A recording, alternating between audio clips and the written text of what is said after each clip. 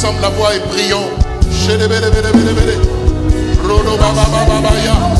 Makele bebe bebe. Baba baba baba. Rede bebe bebe. Makele baba baba. Le baba baba yakara baba. Makele. Et non de moi.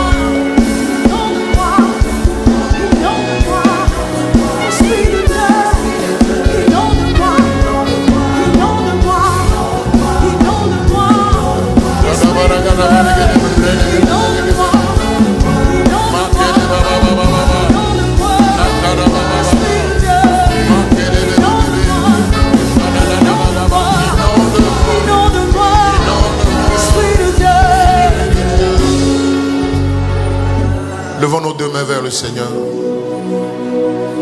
2 Corinthiens, le chapitre 3, le verset 18 dit que nous tous qui, le visage découvert, contemplons comme dans un miroir la gloire du Seigneur, nous sommes transformés en la même image, de gloire en gloire, comme par le Seigneur l'Esprit.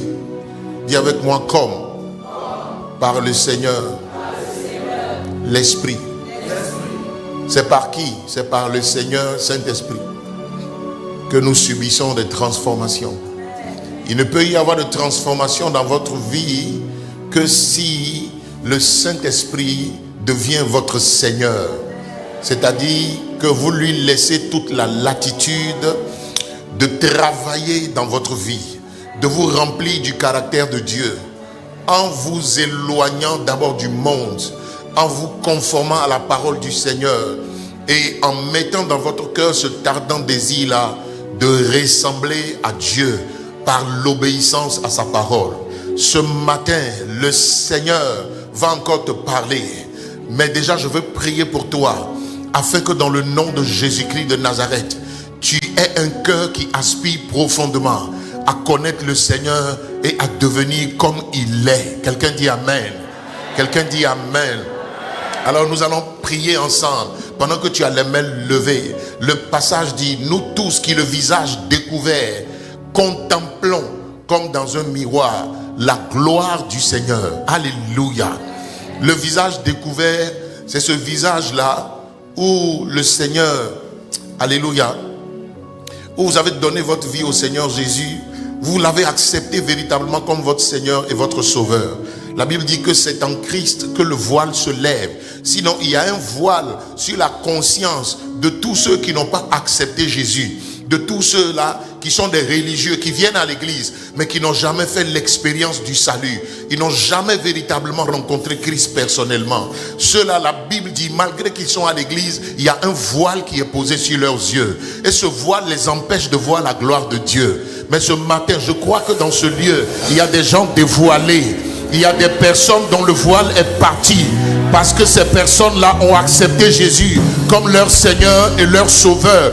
Ils ne sont plus dans les ténèbres, ils sont maintenant lumière. Ils ne sont plus ténèbres, ils sont lumière. Ils ne sont plus péché, ils sont justice de Dieu.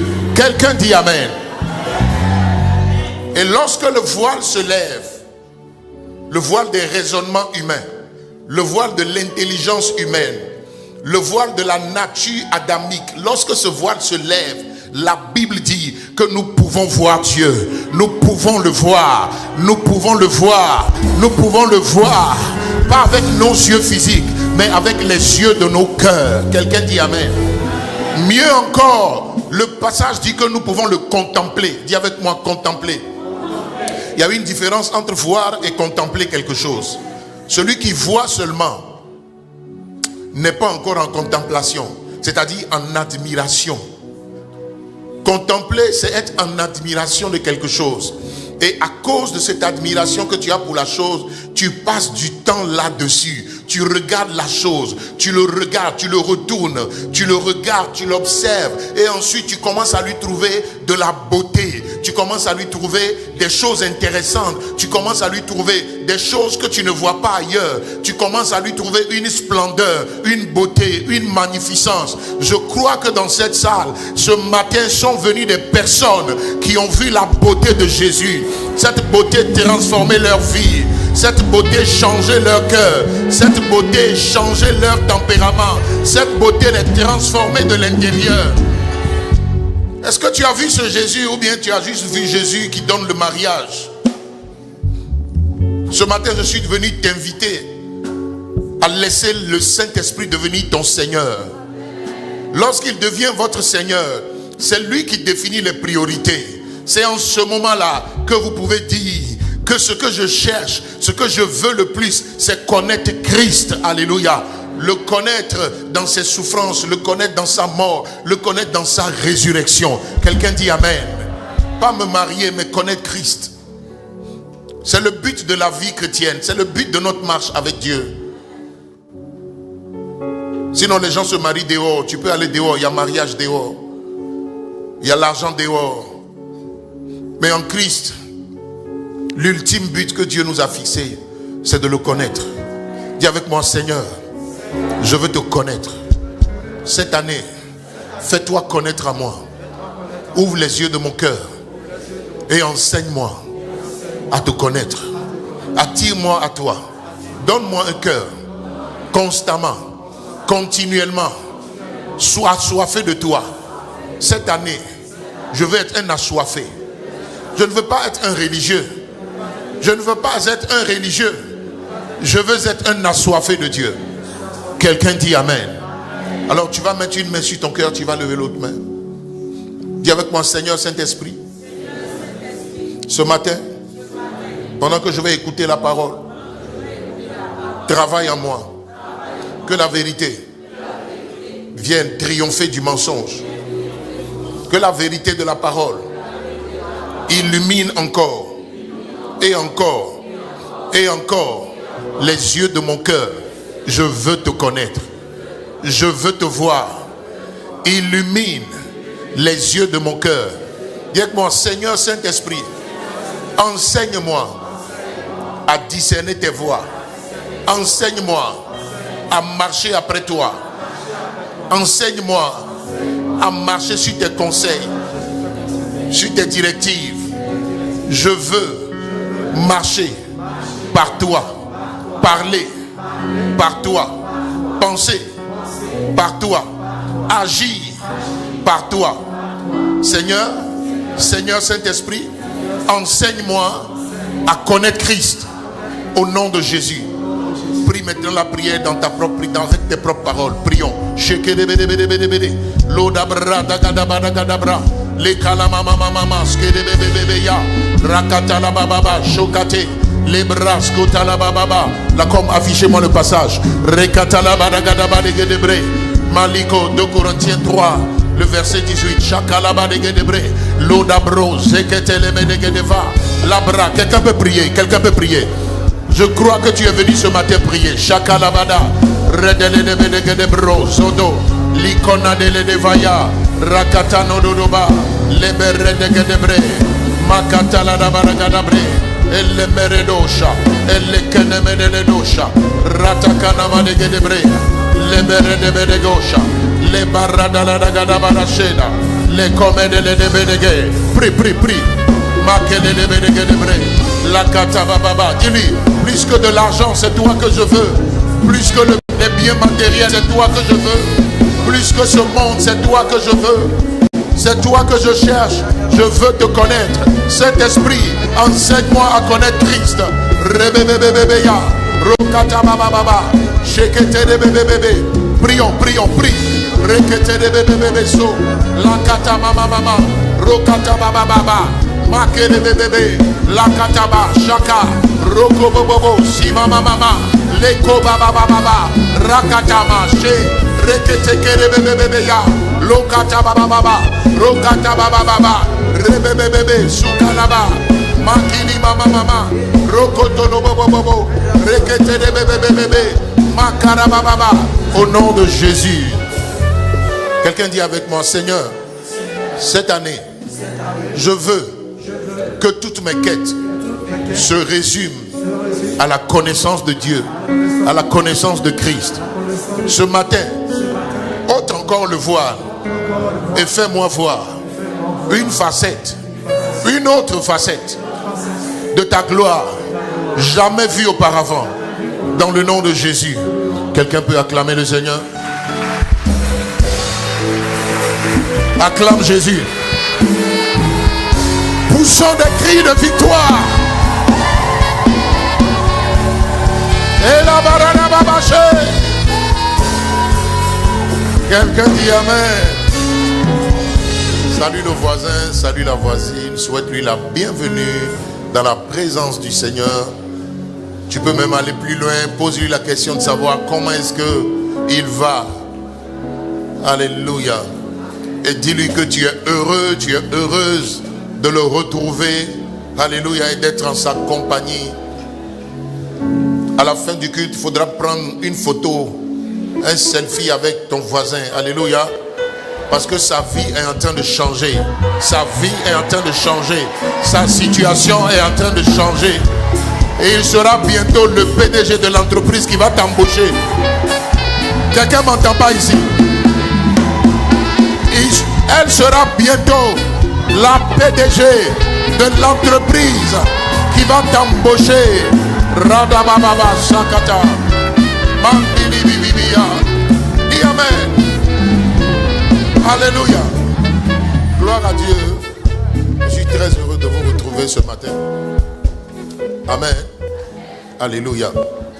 J'étais en train de dire à quelqu'un, tu es le PDG d'une boîte qui va utiliser des centaines de personnes. Alléluia. Des milliers de personnes cette année. Tu ne dis pas bien amen. Ou bien vous n'avez pas ce genre de rêve. Vous voulez continuer à travailler pour les gens? C'est un principe de travailler pour les gens. Amen. Jésus a dit, si vous êtes fidèles dans ce qui est à autrui, dans la gestion du bien d'autrui, Dieu vous confiera vos propres biens. Quelqu'un dit amen. Ça veut dire que le chemin par lequel on arrive à devenir son propre patron, son propre propriétaire, le propriétaire de ses entreprises, c'est par le fait que pendant que quelqu'un d'autre est en train de t'employer, tu es fidèle dans la gestion de ce qu'il t'a confié. Dis bien amen. Et être fidèle dans la gestion d'autrui, c'est aller au travail à l'heure. On te paye un salaire, il ne faut pas qu'on te paye pour rien. Dis amen. Regarde le voisin, dis-lui, allons au travail à l'heure. Et la façon dont tu viens au culte en retard, en fait, me laisse croire que tu ne vas pas à l'heure au travail. Ou bien c'est Dieu que tu ne respectes pas. Mais là, répondez-moi. Hein. Parce que quand ton patron te convoque à 7 heures, tu es là. C'est vrai ou bien c'est faux? Hein? Avant l'heure même. Parce que tu sais qu'il va te donner un salaire minable à la fin du mois. Tu payes la CIE, tu payes la SODECI, tu payes ton loyer. Et c'est pour ça que tu travailles. Quelqu'un dit amen? Parce que tu sais que tu as besoin du courant, tu as besoin d'eau, tu as besoin de nourriture. Et pour tout ça, il faut de l'argent. Dis moi, il faut de l'argent. Donc le travail est vraiment un bien précieux de l'homme. Quelqu'un dit amen? Et ça, j'ai l'impression que tu comprends ça plus que tu ne comprennes que celui qui te fait lever le matin, c'est Dieu. Que celui qui te donne le souffle, c'est Dieu. Que celui qui te donne la santé, c'est Dieu. Que l'intelligence avec laquelle tu travailles, c'est Dieu qui te l'a donné. Alors pourquoi est-ce que les choses de Dieu là, tu les traites à la légère? Touche le voisin, dis-lui, voisin, venons à l'heure. Quand Dieu nous convoque, dis amen. Donc, répands-toi ce matin. La repentance, ce n'est pas regretter quelque chose, non. C'est savoir que j'ai mal fait et prendre la décision, amen, de ne plus recommencer. Donc, ça veut dire que dimanche prochain, tu es ici avant qu'on ouvre les portes de l'église. Dis amen. Dis bien amen. Alléluia. Avant, j'avais dit au service d'ordre que 30 minutes après le début du culte, il ne faut plus que personne entre. Maintenant, c'est 10 minutes. Amen. Dis-moi 10 minutes. Ça veut dire quand le dirigeant a pris le micro, 10 minutes après, 7h40. Toi, tu n'es plus ici. Tu es à Keraios là-bas. Je n'ai pas entendu d'amen. Mais vous n'êtes pas d'accord. Qui n'est pas d'accord? Lève la main, je vais voir. Je vais te mettre sous discipline. Alléluia. Acclamons pour les chants, bénissons le Seigneur. Merci, soyez bénis. Alléluia. Donc soyez là, ok, et vigilants parce que je peux vous appeler à tout moment. Gloire à Jésus. Amen. Merci Seigneur pour ta parole. Tu nous bénis ce matin encore au nom de Jésus. Que tout ce qui n'est pas de toi ici se taise dans le nom de Jésus. Que Seigneur notre Dieu, tout ce qui s'oppose à la connaissance de Christ soit banni du milieu de nous au nom de Jésus-Christ. Les raisonnements, toute hauteur qui s'élève contre la connaissance de Dieu, dans le but, Seigneur notre Dieu, de nous priver de notre héritage. Que ces hauteurs soient affaissées, abaissées ce matin.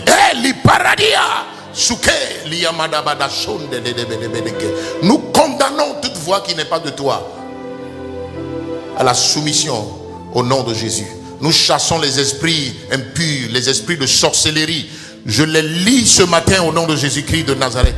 Je renverse tout agenda démoniaque qui est dans ce lieu pour s'opposer à ta bénédiction. Je déclare que tu es béni ce matin par la parole au nom de Jésus-Christ. Dis Amen bien. Alléluia.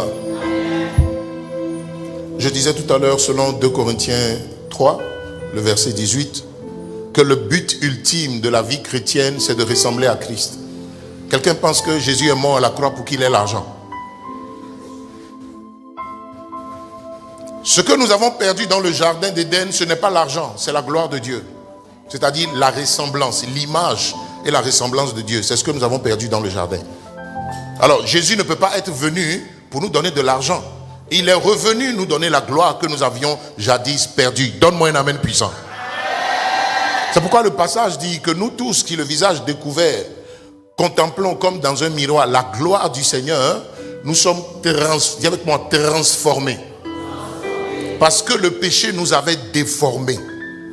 Il faut donc que dans l'accès que nous avons maintenant par Christ à la présence de Dieu, nous soyons transformés. Alléluia.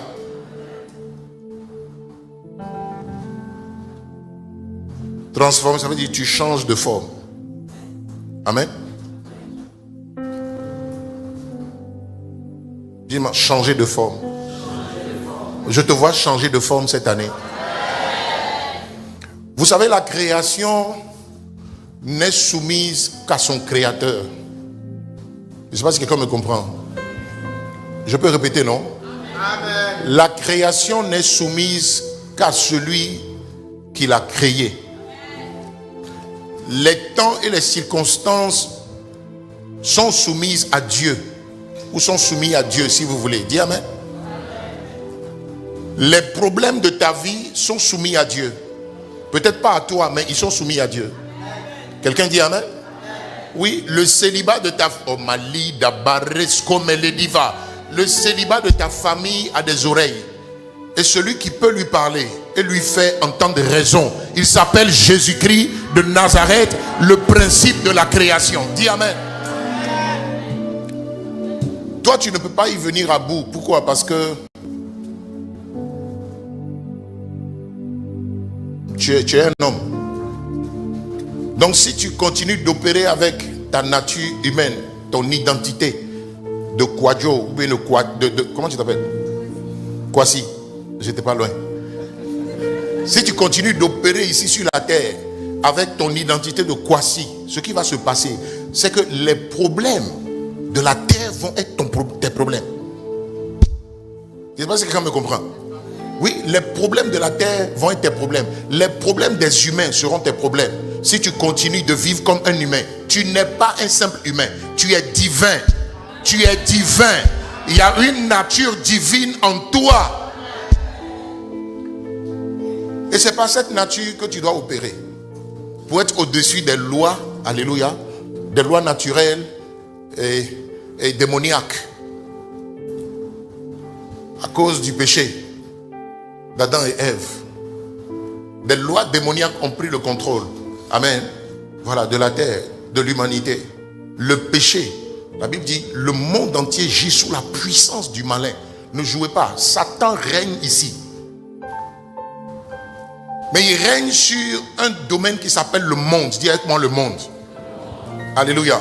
Le monde est différent de la terre. La terre, c'est Dieu qui l'a créé. Mais le monde, c'est un système. C'est le système par lequel Satan gouverne les hommes. Il les contrôle, il les assujettit. Il les maintient en servitude. C'est pourquoi la Bible dit, nous sommes dans le monde, mais nous ne sommes plus du monde. Nous qui avons donné notre vie à Jésus. C'est pour ça que il faut que tu comprennes que tu dois revêtir l'identité que tu avais perdue. C'est pourquoi le passage dit, nous tous qui le visage découvert contemplons. Donc le but de la contemplation, le but de l'adoration, de la contemplation, c'est que tu dois devenir la personne que tu contemples. Quand on contemple quelque chose, on devient la chose. Quelqu'un dit amen? Oui, c'est pour ça que, comme tu aimes regarder les telenovelas, ta vie est en train d'échouer. Pourquoi? Parce que tu penses que le succès de la vie, le mariage se trouve sur Novelas TV. Ça là, c'est des rêveries des gens qui sont rassasiés. Alléluia. Des gens qui sont rassasiés et qui ont décidé de vous appauvrir pour davantage se rassasier. Dis-moi amen. Donc lis ta Bible au lieu de passer 4 heures de temps sur Novelas TV. Au lieu de passer 4 heures de temps sur Facebook, sur WhatsApp. On ne sait pas qu'est-ce que tu fais de bon. Tu parles aux gens qui ne sont pas spirituels. Tu parles aux gens qui n'ont pas Christ. Tu parles aux personnes qui ne connaissent pas Jésus. C'est avec ceux-là que tu marches. Tu ne ressembleras jamais à Christ si tu ne marches pas avec ceux-là qui le connaissent. Alléluia. Et qui ont soif de lui. C'est pourquoi Paul a dit à Timothée, il faut marcher avec des personnes qui édifient ta foi. Dis amen. Amen. Alléluia. Cette année, choisis tes compagnies. Rosoto Voki. Monsieur, quitte là. Tous les dimanches, vous allez venir tripoter cet écran. Réglez le problème avant que je n'arrive ici. Amen. Oui. Alors nous parlons du 5e point des 7 dont le pasteur nous a parlé, qui vont nous aider aujourd'hui, ou cette année pardon, à être mis au large. Dis amen. Dis au voisin, je vais au large. Dieu me met au large. Au nom de Jésus-Christ de Nazareth. Prends avec moi Genèse le chapitre 26. Je crois que je vais finir aujourd'hui. Amen. Tu ne m'as pas dit amen. Amen. Genèse 26.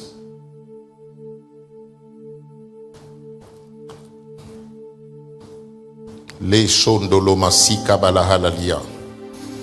Redele de bedegedebra sokatala mama mama shekete. Radaladabadagadabros kilibidiligidibri. Il eut une famine, je lis à partir du verset 1. Il eut une famine dans le pays, outre la première famine qui eut lieu du temps d'Abraham. Et Isaac alla vers Abimelech, roi des Philistins, à Guérar. L'Éternel lui apparut et dit, ne descends pas en Égypte, demeure dans ce pays que je te dirai. Séjourne dans ce pays-ci, je serai avec toi, je te bénirai, car je donnerai toutes ces contrées à toi et à ta postérité. Et je tiendrai, promets, je tiendrai le serment.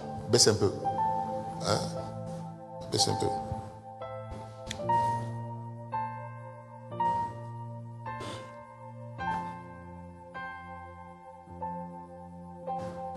Je reprends le verset 3. Séjourne dans ce pays-ci. Dis avec moi, séjourne dans ce pays-ci. Alléluia. Je serai avec toi. Et je te bénirai, car je donnerai toutes ces contrées à toi et à ta postérité.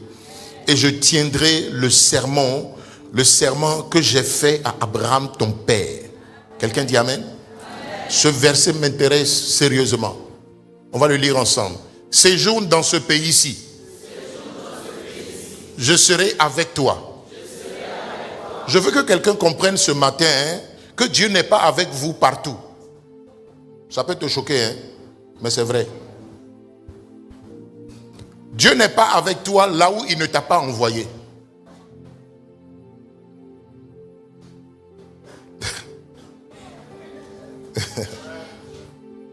Dis amen. Que Dieu soit avec toi cette année. Dieu ne sera pas avec vous dans un business qu'il ne vous a pas demandé de faire. Quoi que Dieu ait dit, il faut travailler. Il faut dire au Seigneur, c'est quoi mon travail? Et depuis 2 mercredis, nous apprenons à travailler selon la pensée de Dieu. Dis amen. Oui. Tu fais un travail qui ne te profite pas. Tu sais pourquoi? Dieu ne t'a pas envoyé là-bas. C'est parce que sa cousine a fait, ça a marché. Ça marche pour elle. Et toi aussi, bon, je dis, bon, comme ça marche pour ma cousine, ça va marcher pour moi? Non, ça ne va pas marcher pour toi. Parce que le plan de Dieu pour ta cousine, tu comprends, non? N'est pas pareil que son plan pour toi. Si ta cousine est en train de réussir dans la vente de tomates, c'est pas parce que vous êtes de la même famille que ça va te réussir aussi. La destinée n'est pas liée à la famille. La destinée est liée au plan de Dieu sur ta vie. Dis amen. Alors, le Seigneur donc avait indiqué un territoire à Abraham où il allait le bénir. Vous me suivez? Oui. Et c'est sur ce territoire qu'il a finalement amené. Mais la Bible dit, au temps d'Abraham, il y a eu une famine à Guérar. Normalement, cette terre, c'est la terre promise. Mais jusqu'ici, ils sont restés sur cette terre comme des étrangers. Bon, je ne vais pas rentrer dedans, on n'a pas le temps. Dis amen. Donc Dieu lui dit, séjourne dans ce pays-ci. Dis avec moi, ce pays-ci. Alléluia. Je prie que cette année, Dieu te montre ton pays à toi. Je ne parle pas du pays dans lequel tu vas voyager. Je parle de ton territoire. Le territoire de prospérité. Ton territoire de faveur. Ton territoire de grâce. Si quelqu'un est couturière ici, selon le plan de Dieu, tu prospères dans la couture. Si tu as été appelé à bâtir des restaurants, tu prospères dans le domaine de la restauration. Que Dieu te donne ton territoire dans le nom de Jésus. Dis amen. Oui. Mon fils me dit, mais papa, je suis fatigué de chercher ce que je vais devenir. Je dis, mon fils, tu es fatigué comment? Il dit, mais... Il dit, c'est vrai que j'étudie ça, mais je n'aime plus. Je dis, bon, cherche dans ton cœur ce que tu aimes. Amen. Et je vous conseille, à vous qui cherchez votre chemin, la Bible dit que les voies de Dieu sont comme tout tracées dans notre cœur. Alléluia. Les gens vous aideront, ils vous donneront des conseils, mais je vous assure que votre chemin là, il est dans votre cœur. Amen. Il est dans votre cœur. Le mercredi prochain, je vais en parler. Votre chemin est dans votre cœur. Votre chemin n'est pas dans la tête de quelqu'un. Pourquoi votre chemin est dans votre cœur? Parce que Dieu est dans votre cœur. Et c'est lui qui a dit à Jérémie, il dit, avant que tu ne sois tissé dans le sein maternel, moi je te connaissais et je t'avais déjà établi prophète. Donc, ce que tu es là, Dieu l'a déjà déposé en toi. Je ne sais pas si quelqu'un me comprend. La femme qui risquait de perdre ses enfants, cette veuve-là, dont le mari était prophète, ou étudiant prophète de Élysée. Quand elle est allée voir le prophète, concernant donc la situation dramatique dans laquelle elle s'est retrouvée, parce que son mari étant mort, lui a laissé des dettes, et les créanciers de son mari défunt sont venus chercher ses enfants pour les mettre en servitude. C'était la loi. Tes dettes seront les dettes de tes enfants après ta mort. Dis amen. Amen. Oui. Donc vous qui vous endettez. Bref. Donnez-moi le passage. Amen. Et il dit, je disais quoi là? Oh Seigneur, fais-moi grâce ce matin. Amen.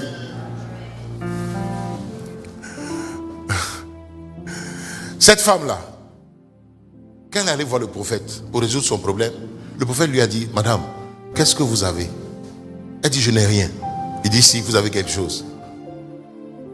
Elle dit, non, mais on a tout vendu. On a vendu les meubles, on a vendu la télé. Hein? Voilà, on a tout vendu. On n'a plus rien. J'ai tout vendu, j'ai vendu les terres, payer, ça c'est moi qui ajoute tout ça. Je pense qu'elle est passée par là, elle est passée par tout ça. Alléluia. Voilà, elle est passée par tout ça. Mais l'argent, vraiment ce prophète endetté, l'argent n'avait pas suffi pour rembourser les créanciers. Et la loi disait qu'il fallait donc que les enfants travaillent. On les met en servitude, ils travaillent sans salaire pour rembourser les dettes de leur papa. Et c'est ce qui risquait d'arriver à cette soeur. Écoute-moi, si quelqu'un ferme les yeux à côté de toi, ça dit il faut. Marasu, kele madabada hadabada souke. Dis amen. Comme on t'a dit de mettre ton téléphone dans ton sac, là tu veux dormir.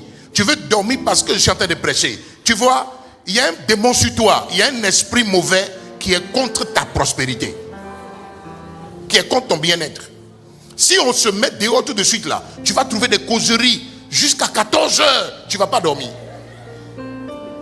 Mais dès qu'on est dans la présence de Dieu, il y en a qui trouvent le sommeil. Ou parce que Dieu est un somnifère. Que la sorcellerie quitte tes yeux au nom de Jésus. Dis amen. Oui. Je ne dis pas que tu es sorcier, mais tu es sous l'influence des œuvres de la sorcellerie. Dis amen. Oui. Oui. Tu vois, quand tu prends ta Bible aussi, tu dors. Tu ne peux pas méditer, tu dors. Quand tu lis un verset, tu n'as même pas fini de lire le verset que tu t'es endormi. Donc il y en a qui ont pris maintenant la Bible pour dormir avec. C'est quand tu cherches le sommeil, tu vas prendre ta Bible. Je sais que quand je vais lire, que je vais commencer à lire net, j'ai dormi. À qui est-ce que ça arrive? Sois honnête, Jésus veut te délivrer ce matin.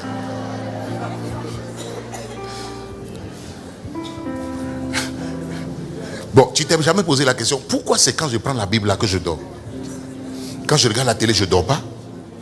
Quand je mange, je ne dors pas. Quand je cause avec ma copine, une béréreuse, béresseuse, je ne dors pas. Mais dès que je prends ma Bible, il faut que je dorme. Est-ce que tu t'es interrogé? Qui veut m'expliquer? Qui veut expliquer pourquoi est-ce que quand on prend la Bible là, on peut dormir, on dort? Est-ce que tu t'es déjà posé la question? Tu sais pourquoi? Tu as une idée, non? Parce que la Bible là, c'est ta réussite qui est là. Il dit, médite, il dit ce livre là, qui ne s'éloigne pas de ta bouche. Josué 1:8. Il dit, médite-le jour et nuit, afin d'agir conformément, alléluia, selon ce qui est écrit. C'est-à-dire selon ce que tu as médité. Donc la méditation, c'est pas la méditation que vous agissez conformément selon la volonté de Dieu. Tous ceux qui ne méditent pas, ils ont une vie d'échec. Ils ont une vie naturelle, une vie normale. Ils ont les mêmes problèmes que les gens qui ne sont pas chrétiens, qui n'ont pas donné leur vie à Jésus. Tu es endetté comme tout le monde. Tu es pauvre comme tout le monde. Tu tombes malade, avec les moustiques te rendent malade comme tout le monde. Oui. Toi, tu n'as pas lu tous les mois. C'est parce que tu ne médites pas la Bible. I'm telling you something. Dis amen. Quelqu'un me dit quel rapport? Dis, il y a un rapport. Oui. Si tu avais bien médité le passage de Ésaïe 53 qui dit que Dieu nous a guéris par ces meurtrissures là, tu allais comprendre que par la méditation là, ce que le passage dit devient ta vérité. Oui. Ça devient ta vérité. Et Jésus dit, vous connaîtrez la vérité et la vérité vous affranchira. Le jour où tu vas connaître la vérité concernant la guérison que Christ a donnée, tu ne vas plus jamais tomber malade. Tu ne vas plus jamais tomber malade. Pourquoi tu souffres de quelque chose que Jésus a déjà réglé? C'est parce que tu ne médites pas. C'est par la méditation que la parole devient vivante. Sinon ça là, c'est la Bible, c'est le logos. Ça ne donne pas la vie. C'est le réma qui donne la vie. Et le réma, il vous parvient pendant que vous êtes en train de méditer votre Bible. Tu me regardes là, tu me regardes. Tu ne médites pas, je parle, tu me regardes. Dis amen. Quelqu'un dit, le pasteur, il a quoi aujourd'hui contre nous?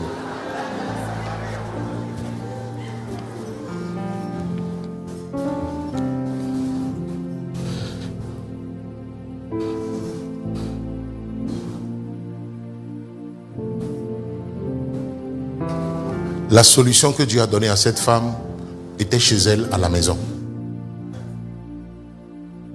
Elle avait un flacon d'huile. Dis avec moi, un flacon d'huile. C'était chez elle à la maison. Mais ses yeux étaient fermés là-dessus. L'autre chose qu'elle ignorait, c'est qu'elle était une commerçante hors pair. Une femme d'affaires qui croulait sous des dettes parce qu'elle a mis toute sa confiance, tous ses désirs se sont portés sur son mari jusqu'à ce qu'il meure. Vous les femmes, réveillez-vous.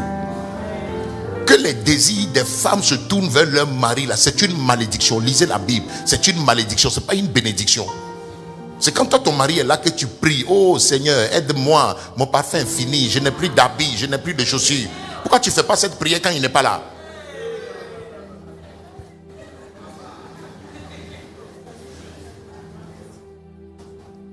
Dis amen. Je suis gamé sur toi aujourd'hui. Alors, verset 2. L'Éternel lui apparut et lui dit, je suis en Genèse 6, 26, verset 2. L'Éternel lui apparut et lui dit, ne descends pas en Égypte, demeure dans ce pays que je te... C'est ça? Dans le pays que je te dirai. Séjourne dans ce pays-ci. Je serai avec toi et je te bénirai, car je donnerai toutes ces contrées à toi et à ta postérité. Dis avec moi, à toi et à ta postérité. Alléluia. Si sa Bible est à toi, il faut souligner ça. Je donnerai toutes ces contrées à toi et à ta postérité. Et je tiendrai le serment que j'ai fait à Abraham ton père. Et je vous ai dit que pourquoi est-ce que Dieu se révèle à Isaac? C'est parce que Isaac était le fils de son père. Touche le voisin, demande-lui s'il a un père. Demande-lui voisin, as-tu un père? S'il dit oui, demande-lui qui est ton père.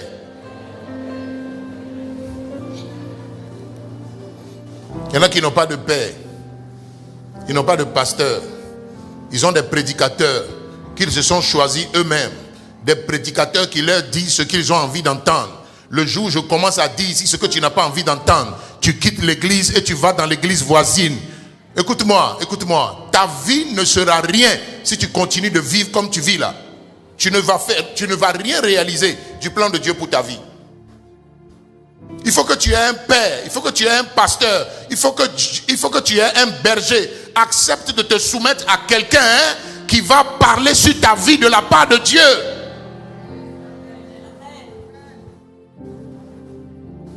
Accepte de t'asseoir dans une église. Pourquoi tu vas d'église en église? Non, on m'a insulté là-bas. Tu connais un endroit où on n'insulte pas les gens? Non, on n'aime pas les gens là-bas. Est-ce que Jésus t'a dit que tout le monde va t'aimer? Est-ce que les gens ont aimé Jésus? Il n'a jamais tué une mouche.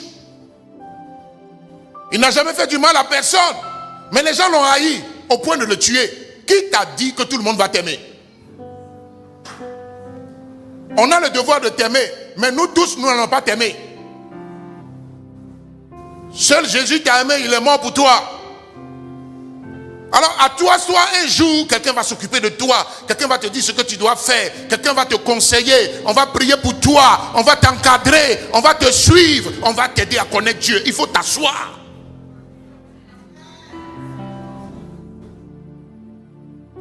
Oh, la matriarche m'a mal parlé. J'ai quitté le département. Tu connais un endroit où on ne parle pas mal aux gens? Ton patron te parle mal. Est-ce que tu démissionnes? Même vendredi, là, il t'a traité de personnes qui n'est pas intelligente. Il dit, il n'y a rien dans ta tête. On te donne la moindre chose, tu ne peux pas faire. Là-bas, tu ne parles pas.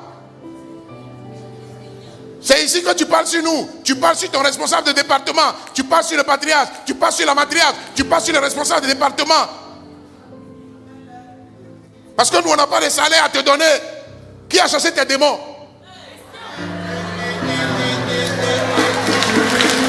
Ton patron, il peut chasser tes démons. Il peut guérir tes maladies.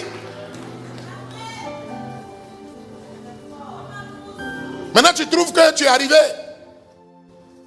Quand tu venais ici, là, je t'ai vu. Hein? Mais oui, je t'ai vu. Tu n'étais pas marié es heureux comme tu l'es aujourd'hui? Aujourd'hui, tu es marié, tu es heureux, tu es heureuse, ou bien ma fille? Oui. Tu es béni? Tu trouves que tu as trop grandi? On ne peut plus te parler. Avant que Dieu ne déchoua Saül là, il lui a dit, quand tu étais petit à tes yeux là, quand tu étais petit à tes yeux, tu m'écoutais. Maintenant tu es devenu grand. À tes propres yeux là, tu es devenu grand, tu ne m'écoutes plus. C'est pour ça que je déchire le royaume entre tes mains.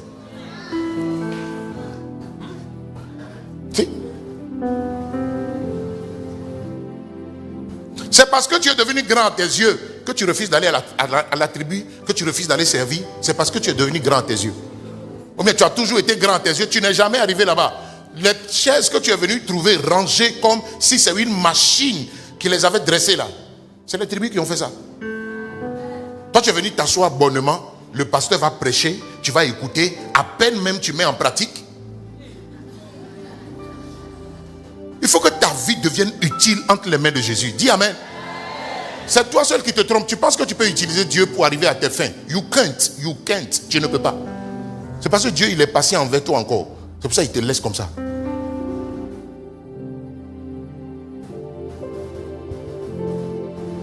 Dis Amen.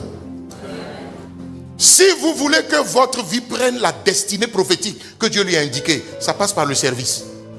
Jésus dit, personne ne devient grand dans le royaume avant de commencer à servir les autres. Il dit, le plus grand dans le royaume de Dieu là, il est le serviteur des autres.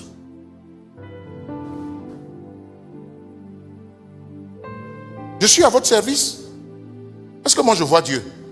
C'est dans votre vie que je vois Dieu. Je le vois vous guérir, je le vois vous délivrer, je le vois vous enseigner, je le vois vous faire grandir, je le vois vous épanouir. C'est au travers de vous, du service que Dieu m'a suscité à rendre dans vos vies là. C'est au travers de ça que je vois Dieu. Comment toi tu veux voir Dieu si tu ne veux servir personne? Tu vas voir Dieu comment? À partir de dimanche prochain, nous allons commencer la série du dévotionnel numéro 1 de cette année. Il n'est pas ici. C'est le dévotionnel qui manque le plus dans toutes les collections. Ça c'est le 3. Marcher devant la face de Dieu. Dis Amen. Oui, dimanche prochain, on va commencer. Vous ne deviendrez rien. Vous ne deviendrez rien. Sinon, ce que les gens ordinaires deviennent, si vous ne vous mettez pas à servir. Vous savez quoi? C'est au travers du service que vous découvrez qui vous êtes et les choses que Dieu a déposées en vous.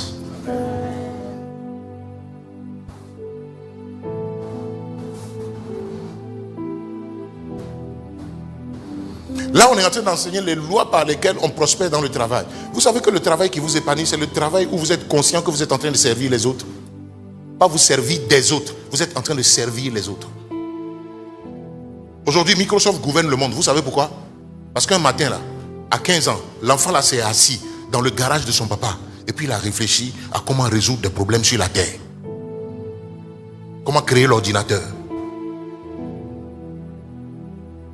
Dieu a mis ça en lui. Il y a des choses que Dieu a déposées en vous. Vous avez des dons, vous avez des capacités, vous avez des talents. C'est ça qui donne un sens et une direction à votre vie.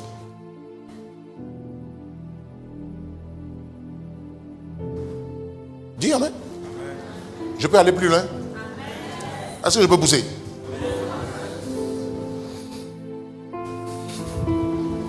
Si tu es béni, dis Amen.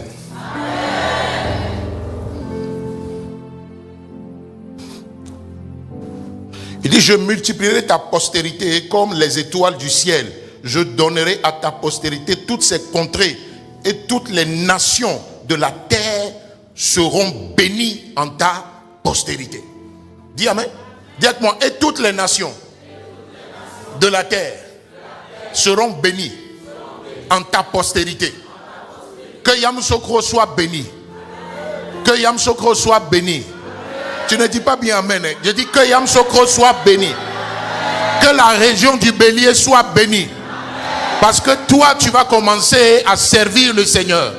Selon la postérité, alléluia, du pasteur Sanogo. Donne-moi un Amen bien.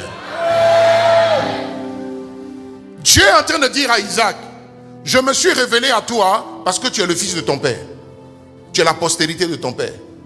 C'est pour ça que je suis venu me révéler à toi. Mais je me révèle à toi pour que tu connaisses le contrat, l'alliance que j'ai avec ton Père. Le Dieu que nous adorons est un Dieu d'alliance. Et l'alliance est le moyen par lequel Dieu perpétue les bénédictions. Dieu perpétue les grâces. Dieu perpétue les faveurs. Dieu n'a pas créé 2 manguiers. Dieu a créé un jour un seul manguier. Dieu n'a pas créé 4 êtres humains. Il a créé 2 êtres humains. Il les a liés d'alliance. Et à partir de leur alliance, la race humaine s'est perpétuée sur la terre jusqu'à ce qu'ils disent qu'un matin, c'est fini.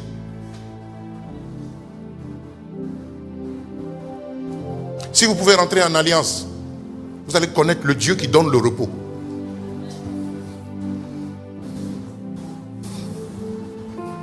Satan connaît très bien la puissance de l'alliance. C'est pour ça qu'il s'attaque au principe du mariage, le principe divin du mariage.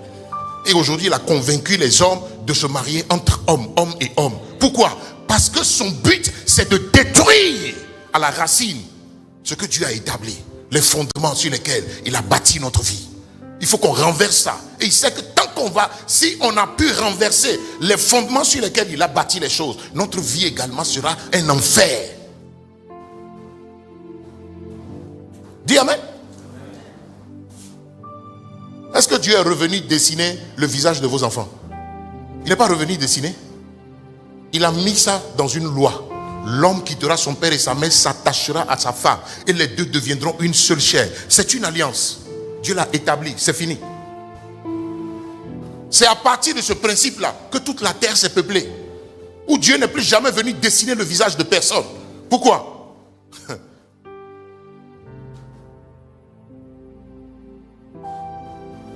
Écoutez-moi, la parole de Dieu est puissante.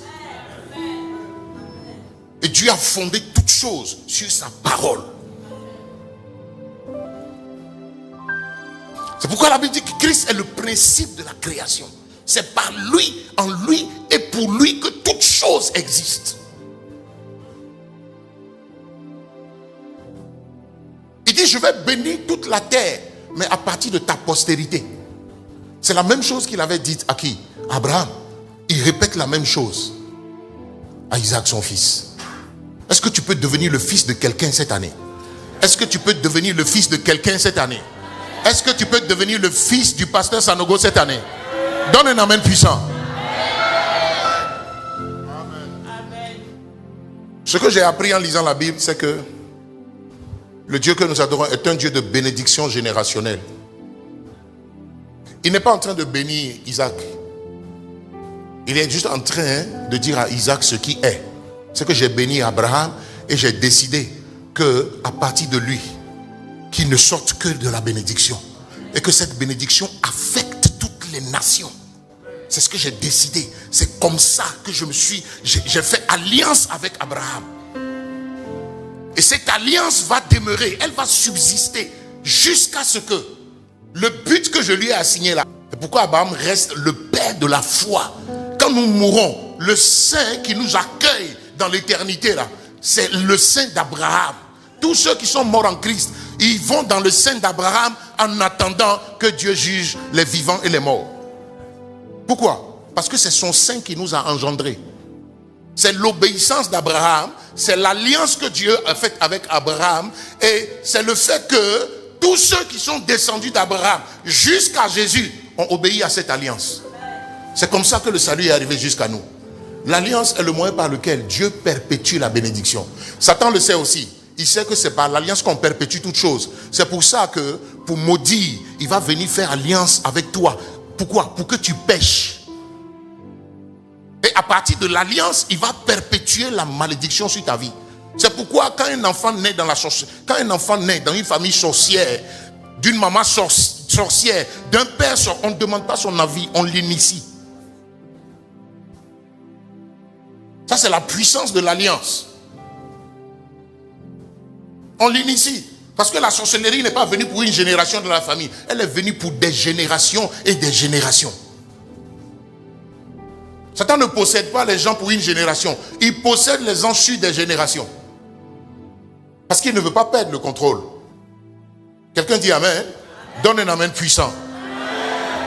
Alors pour que Isaac prenne la bénédiction d'Abraham, il fallait qu'il soit le fils de son père. C'est pour ça que je vous ai dit ici, je ne sais plus, il y a 2 dimanches, Isaac était le fils de son père. Pourquoi? Parce que depuis petit, l'enfant a démontré à Dieu qu'il était un enfant fidèle. À 17 ans, 15 ans, 16 ans, 17 ans, son papa partait le sacrifier sur le mont Morija, sur la recommandation de Dieu. Ils sont arrivés à la montagne, je vous ai dit non? Ils sont arrivés à la montagne. L'enfant dit, mais tu as dit qu'on venait adorer, non? Qu'on venait faire un sacrifice. Il dit oui. Il dit, mais où? Il dit, voilà le feu, voilà le bois, voilà le couteau. Où est le sacrifice? Son papa lui a dit, mon fils, Dieu se pourvoira lui-même du sacrifice. À un moment donné, il voit son papa qui lie ses mains dans le dos. Il attache. Il lui monte sur le bûcher. Dis amen. J'ai dit, Abraham avait plus de 100 ans. Il devait avoir 117 ans, 118 ans. Amen. L'enfant ne s'est pas dérobé. L'enfant ne s'est pas opposé. Il n'a pas bousculé son vieux père. Il est resté là, sur ce bois. La Bible dit, quand Abraham a élevé le couteau pour trancher sa gorge, Dieu lui a dit, laisse. Aujourd'hui, je sais que tu me crains, que tu m'aimes. Je tiendrai la promesse que je t'ai faite. Ne fais pas de mal à l'enfant. Mais cet enfant-là, il était l'enfant de l'alliance. Pourquoi? Parce que c'est un enfant qu'on pouvait sacrifier sans qu'il parle, sans qu'il se plaigne, sans qu'il fuit. Est-ce que toi, on peut te sacrifier?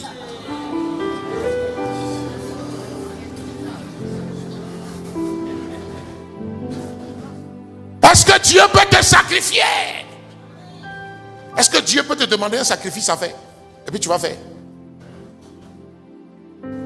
Est-ce que Dieu peut sacrifier ton argent?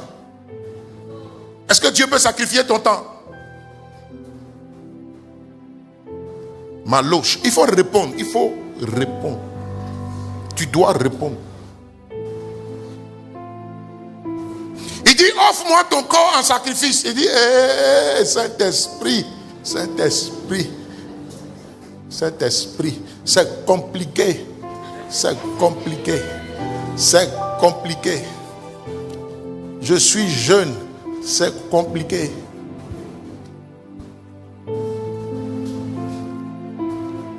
Ton corps te démange comme ça. Péché là, ça te démange ton corps comme ça. Donc quand tu dis, tu as donné ta vie à Jésus, ton corps là n'est pas dedans. Mêlé. Dis amen. Dis amen. Ton corps n'est pas dedans. Quand tu dis, Seigneur, je t'ai donné ma vie, ta bouche n'est pas dedans. Ta bouche, tu prends pour embrasser les petites filles au quartier là. Ta bouche là, il faut la donner. Il faut la donner à Jésus. Dis amen. Et il dit à Isaac, toi tu es déjà la postérité de ton père. Mais ce qui va se faire, c'est que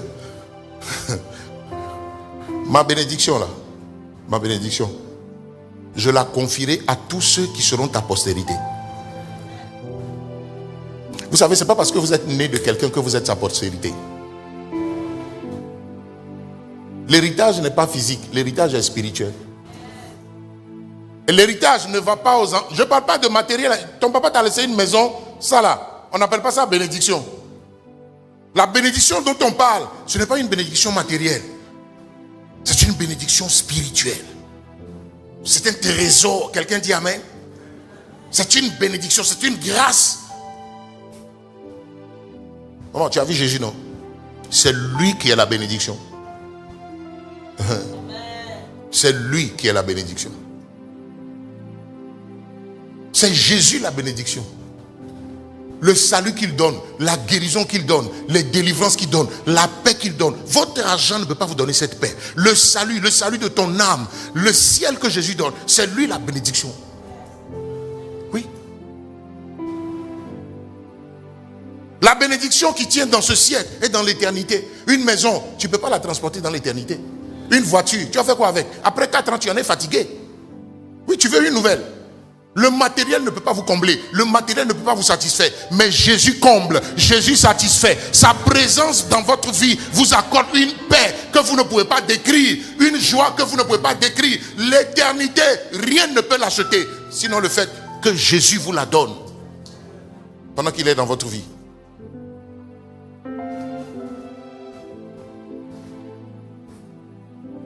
Dis amen. Dis-moi la postérité. Vous savez, 12 garçons sont sortis de Jacob. Il y a un seul qui était la postérité dedans. Un seul. Vous le connaissez? On va lire. Donne un amen bien à Jésus. Donne un amen puissant à Jésus. Alléluia. Oui. Dites-moi un seul. C'est un seul. Genèse 37.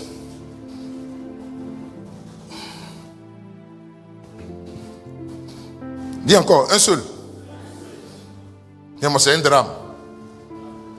Que tu aies 12 enfants et que ce soit un seul parmi eux.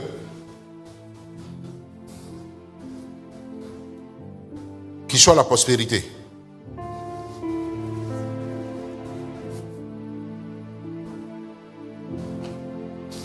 Jacob, Genèse chapitre 37, versets 1 et 2. Jacob demeura dans le pays de Canaan, où avait séjourné son père. Dis avec moi, Jacob demeura dans le pays de Canaan. Il faut demeurer à vase d'honneur. Il faut demeurer en Christ. Il faut demeurer en Christ. Il faut demeurer dans ton département. Il faut demeurer dans ta tribu. Demeure dans le ministère que Dieu t'a appelé à faire. Demeurer. Demeurer. Danser. Danse dans la maison de Dieu. C'est ce que Dieu t'a appelé à faire. Danse. Il faut danser. Danse. Danser.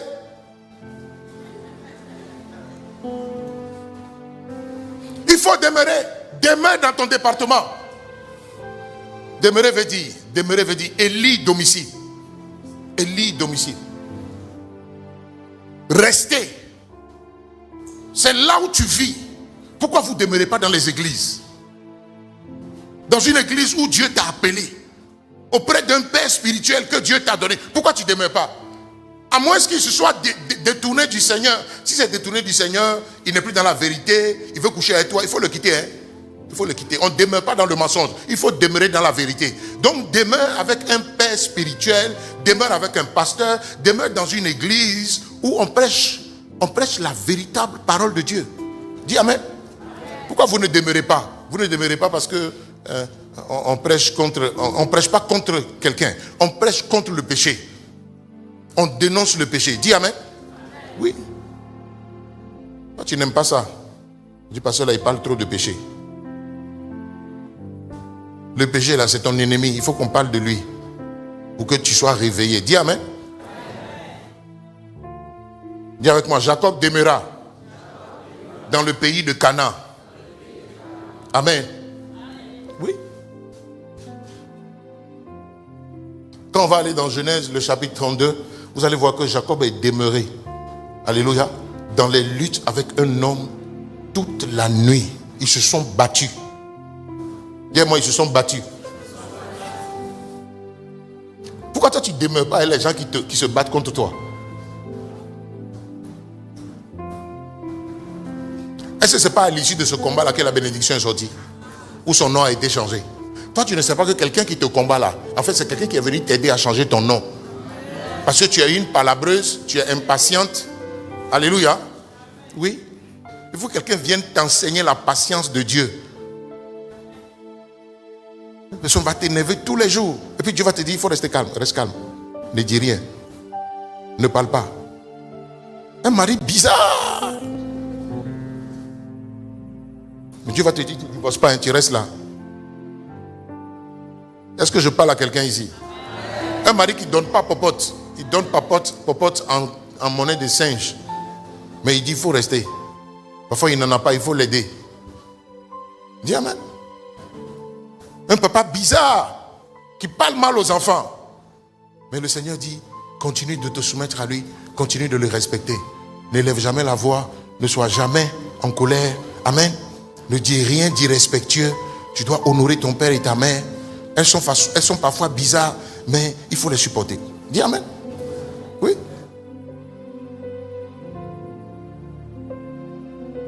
Qui est un papa bizarre ici? La personne n'est pas ici. Dis quoi? Jacob demeura dans le pays de Canaan, où avait séjourné qui? Où avait séjourné qui? Où avait séjourné qui? Jacob avait un père. Il a connu le territoire où son père a séjourné. Et il est demeuré dans ce territoire. Dis avec moi, demeuré. Oui. J'espère que tu comprends tout ça. Ok.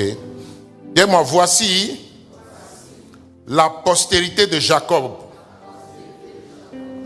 Joseph. Dis-moi, voici la postérité de Jacob, Joseph et les autres.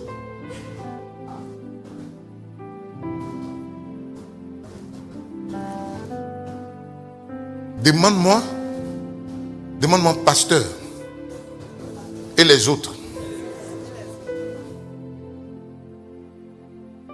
Dites-moi, est-ce que Jacob a béni tous ses 12 enfants? Il les a bénis, non? Ah, ou bien vous ne savez pas? Si, il les a bénis. Il les a bénis tous. Mais la bénédiction de Joseph.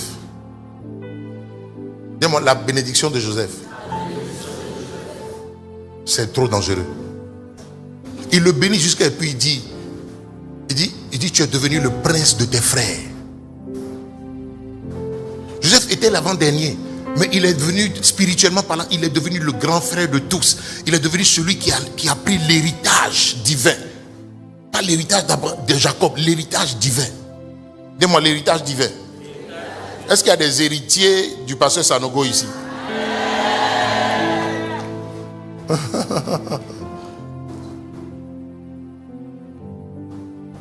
Je vais lire encore. Jacob demeura dans le pays de Canaan. Dis-moi le pays de Canaan.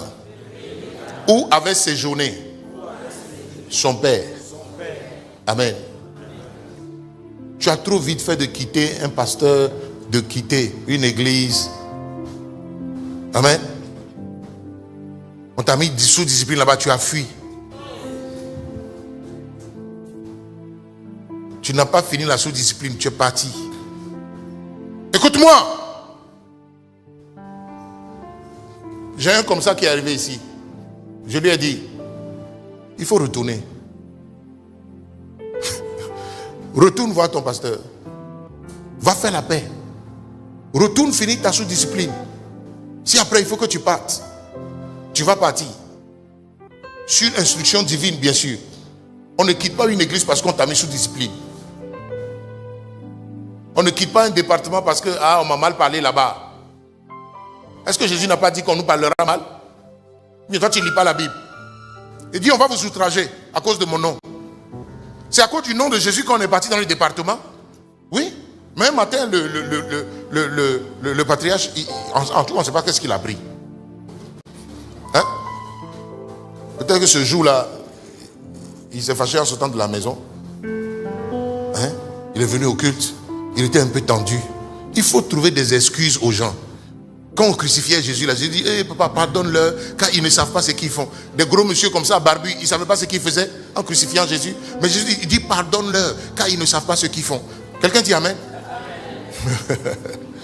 C'est vrai qu'il était en train de demander pardon pour eux. Mais Jésus, ma fille, Jésus était en train de se garder lui-même de ce qu'on appelle l'amertume. Quand vous trouvez des excuses aux gens, l'amertume n'a pas de place. Ou n'a plus le temps de rester chez vous. Vous lui trouvez une excuse. Trouvez une excuse du genre, on dirait que papa il est préoccupé aujourd'hui. Je l'ai salué, il ne m'a pas répondu. Ça peut arriver, non? Oui.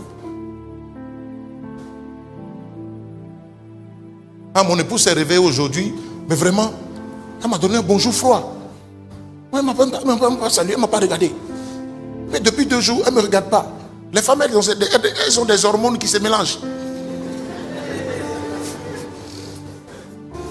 Et qui les fatigue elles-mêmes. Si tu lui demandes, elle va te dire que ça me fatigue. Amen. Elle est consciente. Ce n'est pas toi seul qui est fatigué. Non. Ça la fatigue. Et puis toi aussi, ça te fatigue. Ces changements d'humeur, ces sauts d'humeur. Tu vois, non, elle est là. Tantôt elle est contente, tantôt elle n'est pas contente. Et puis vous êtes là, on ne sait pas. On ne sait pas. Amen.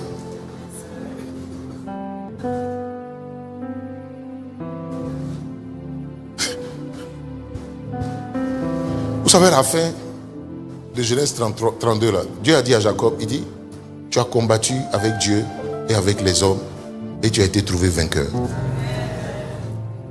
À quel moment est-ce qu'il faut que Dieu te déclare vainqueur en te donnant un nouveau nom?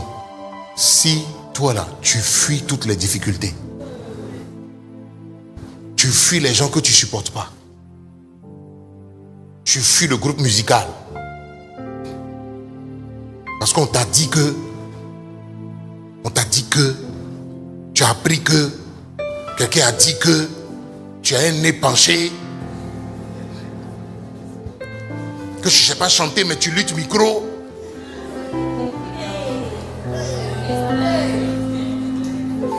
Et puis tu as quitté le département, tu t'es refroidi. Il y en a, mais c'est même pas au frère du département, mais à la soeur du département qui l'a. C'est à Dieu même qui l'en veut. Parce que depuis qu'il est rentré dans le département là, il s'attend à quelque chose. Donc toi, tu es allé servir Dieu parce que tu veux te marier. Et comme depuis le mariage ne vient pas, tu trouves que Dieu ne s'occupe pas de toi. Il faut aller demander à Pierre.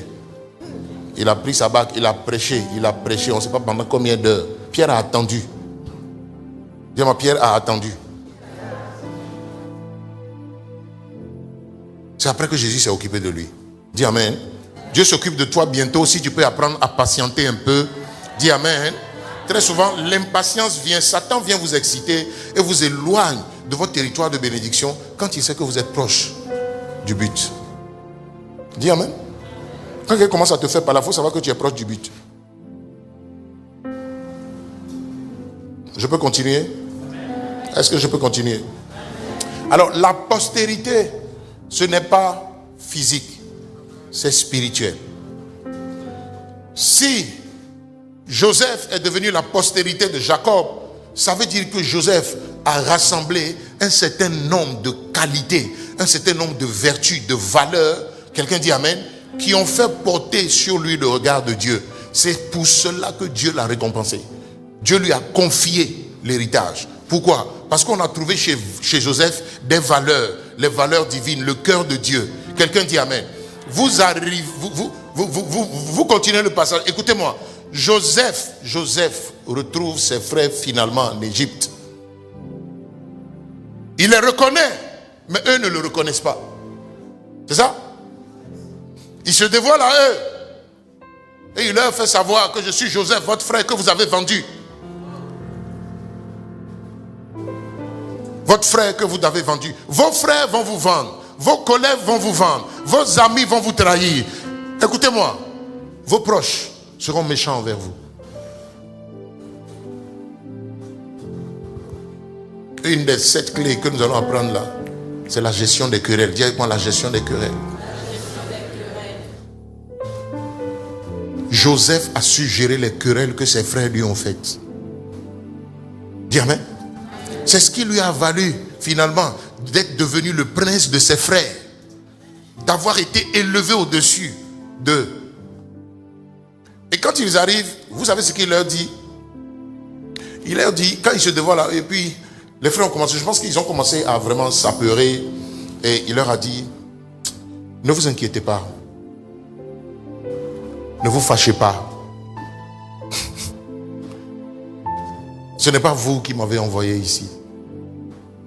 Il dit maintenant ne vous affligez pas et ne soyez pas fâchés. Je ne comprends pas. Il dit ne soyez pas fâchés de m'avoir vendu pour être conduit ici, car c'est pour vous sauver la vie que Dieu m'a envoyé devant vous. Il dit ce n'est pas vous qui m'avez vendu. Vous m'avez vendu, mais derrière votre trahison, il y a un grand Dieu qui agissait. Le Dieu qui a formé sur moi des projets de paix et non de malheur. Écoute-moi, parfois les projets de paix et non de malheur passent par la mort, la trahison, la méchanceté. Mais si tu ne sais pas lire entre les lignes de ce qui t'arrive, tu vas penser, alléluia, qu'à la haine et au mépris, à la méchanceté de tes frères. Ton cœur va se fermer par l'amertume. Regardez, il dit maintenant, ne vous affligez pas. Quelqu'un qu'on a voulu, ils l'ont jeté dans un puits. Son pied s'est tordu. Amen. Oui. Il a eu entorse pendant 10 jours. C'est moi qui dis ça.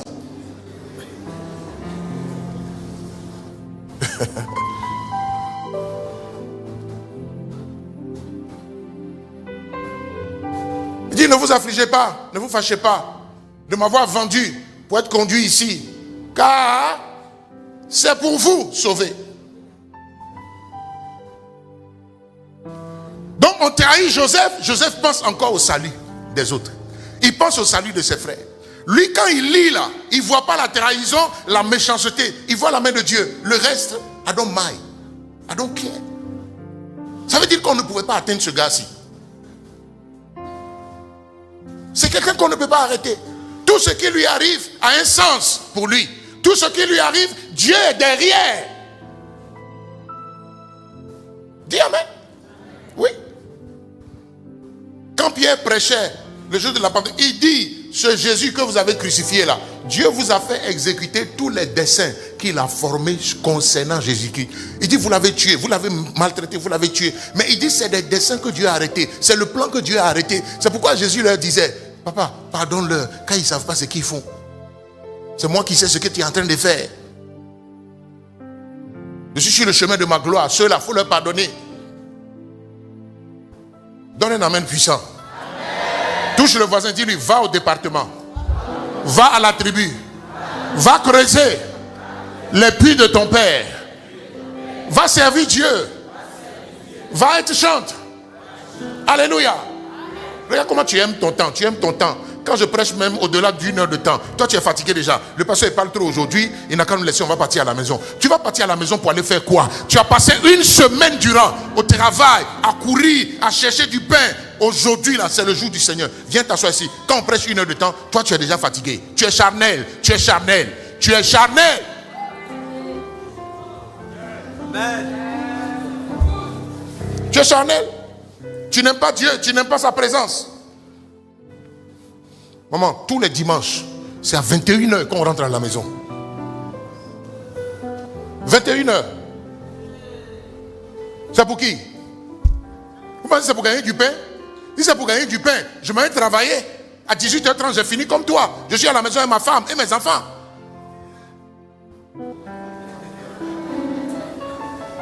Je ne travaille pas pour le pain, je travaille pour le salut des âmes. Hier, on était ici jusqu'à 21h, 22h. Oui. On s'est occupé de nos enfants hier. Prêcher, chasser leurs démons. Ils avaient rempli cette salle-là. Elle était remplie de monde, remplie à craquer.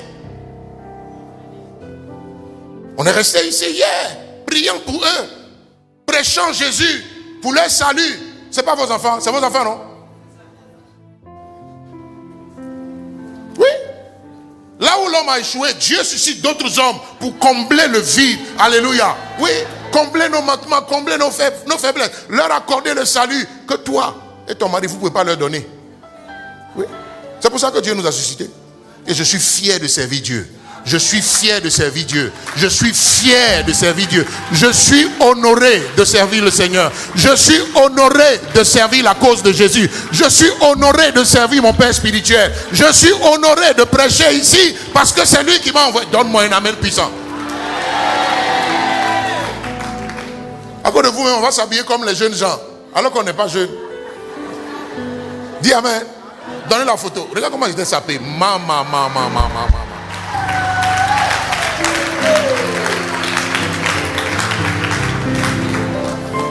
Oui. Hier, ça chauffait ici, ça chauffait. Ça chauffait, ça chauffait. On cherchait de la main d'œuvre hier pour faire des délivrances, pour prier.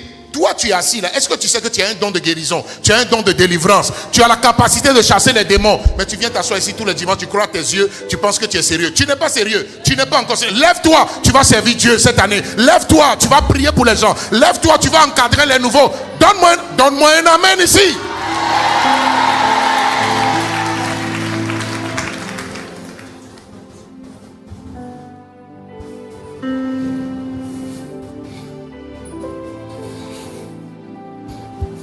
Candelia. Dis amen. Oui. Touche le voisin, dis-lui, servons Dieu cette année. Dis-lui, rendons-nous utiles entre les mains du Seigneur. Alléluia. Acclame très fort Jésus.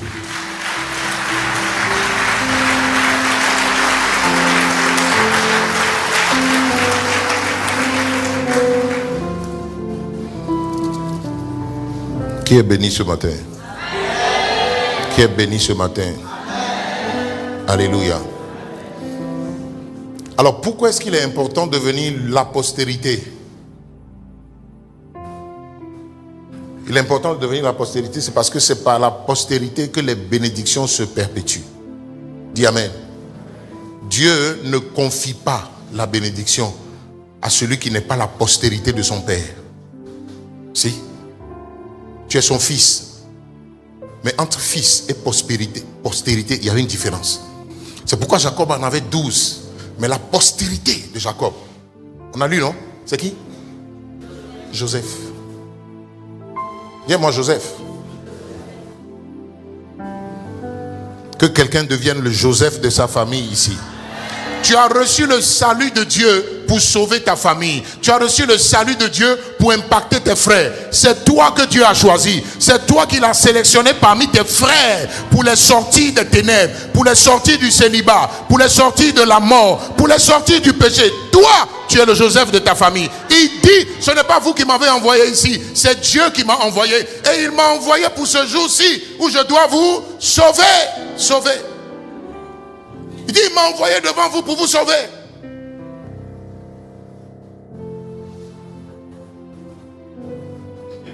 Quand je me suis converti, il dit, oh, le monsieur là, il est devenu fou maintenant.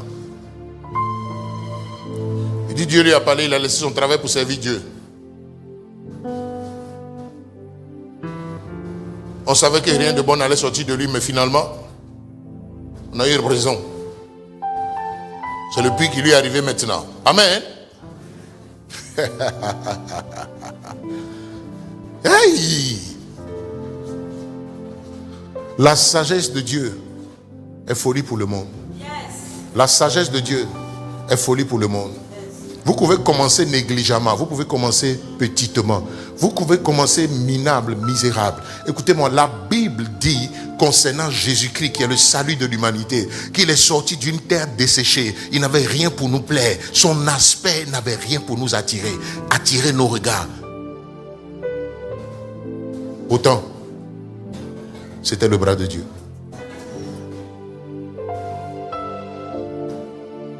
Pourtant, c'était le bras de Dieu. Quelqu'un dit amen. Regarde-toi. Je te promets que Dieu a un merveilleux plan sur ta vie. Quelle que soit la confusion dans laquelle tu es, quelles que soient les difficultés que tu connais, quelles que soient les batailles et les combats que tu connais, que tu rencontres, les revers de ta vie ne veulent pas dire que Dieu n'est pas encore sur son trône. Dieu est toujours sur son trône. Quelqu'un dit amen. Et je sais qu'il se lève pour toi en cette saison. Je sais qu'il se lève pour toi en cette saison. Je sais que Dieu se lève pour toi en cette saison. Donne un amen puissant à Jésus-Christ de Nazareth. Alléluia. Alors je te lis un dernier passage.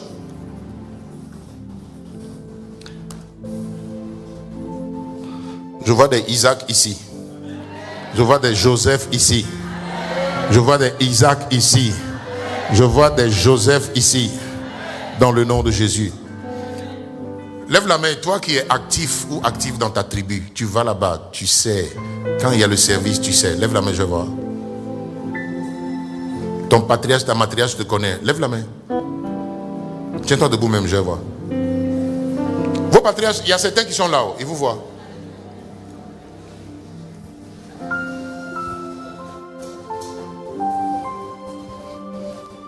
Je vais être concret ce matin. Vous voyez, ce n'est même pas le cas de l'église ou de l'assemblée ici. Ce n'est pas le cas. En fait, je voulais te donner la preuve que beaucoup d'entre vous, vous ne comprenez pas la vision. Et vous ne comprenez pas les Écritures.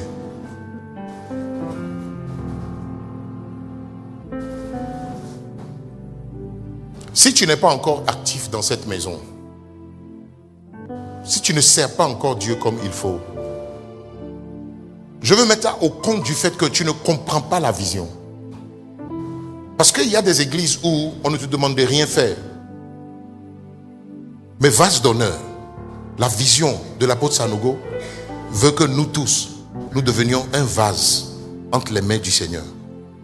Pas un vase d'un usage vil, mais un vase d'un usage précieux.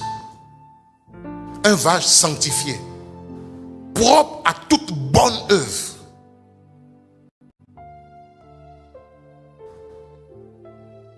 Si tu viens d'arriver, il n'y a pas de problème. Si tu ne comprends pas la vision, c'est pour ça qu'on en parle. Pour que tu comprennes et les Écritures et la vision.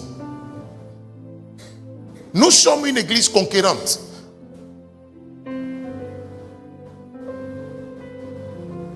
La vision, le fardeau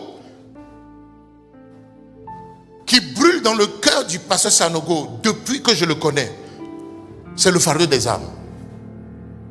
Alors tout le service, tous les départements qui existent ici, existent pour un but, pour le salut des âmes. Les tribus existent pour le salut des âmes. Parce qu'à la tribu, lorsque vous venez le premier jour, normalement on vous reçoit. On vous souhaite à quoi bas.